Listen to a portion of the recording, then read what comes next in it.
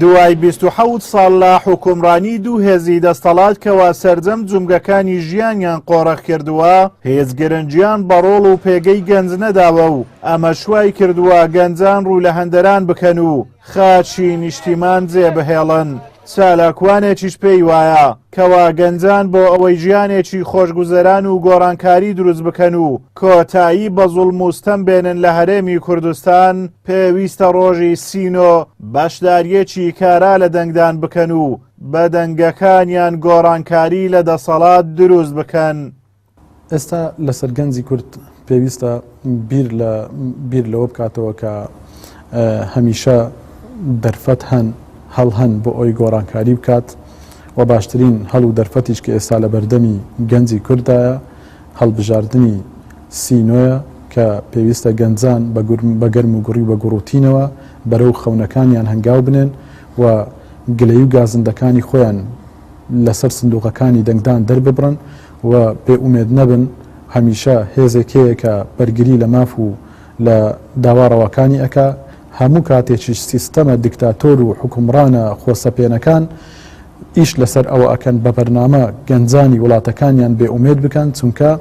بێئومێدکردنی گەنجان لە بەرژەوەندی ئەوانە بەشداری نەکردنی گەنجان لە پرۆسە سیاسیەکان لە بەرژەوەندی دەسەڵاتدارە دیکتاتۆرەکانە ئەیانەوێ سیستەمێکی حکومڕانی پشتا و پشت و لە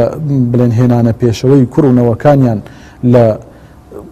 ژێر دەسەڵاتەکانی خۆیاندا برەو پێ بدەن پەیڕەوی بکەن کە ئێستامە لە هەرێمی کوردستانیشدا ئەوە زۆر بە ئاشکرا ئەبینین. بەهۆی ئەو سیاسەتە قۆڕەخکاریەی لە 27 ساڵی ڕابردوو لەلایەن دوو هێزی دەسەڵات لە کوردستان پەیڕەوکراوە، لە ماوەی ساڵانی ڕابردوو بە هەزاران گەنجی خاوەن توانە و لێهاتوو بۆ هەندەران کۆچیان کردووە، لە بەرامبەردا کادیرانی هەردوو حیزب کراونە موچەخۆری بندیوار. ئەو حکوومەتە بێباکە هێندە بێباکە کەوا هەموو جومگەکان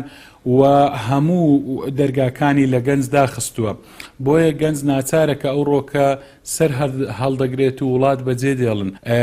وەکو دەڵێن سەرنجامی هەر وڵاتێک کاتێک کە گەنجی نەمێنێتن بەرەو خراپی و بەرەو وێرانبوون دەڕواتن، لە جیاتی ئەوەی کەوا سلفەی زەواج بۆ گەنجان بداتە گەنجان، سلفەی عقاریان پێ بداتن، لە جیاتی ئەوەی کەوا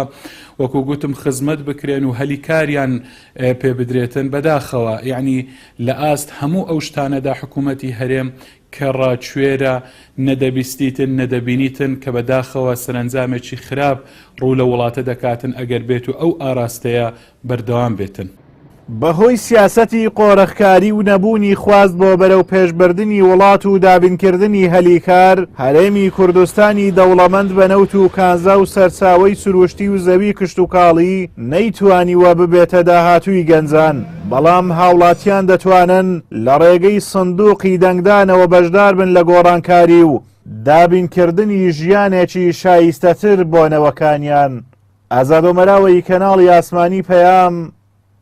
قەزای سۆران.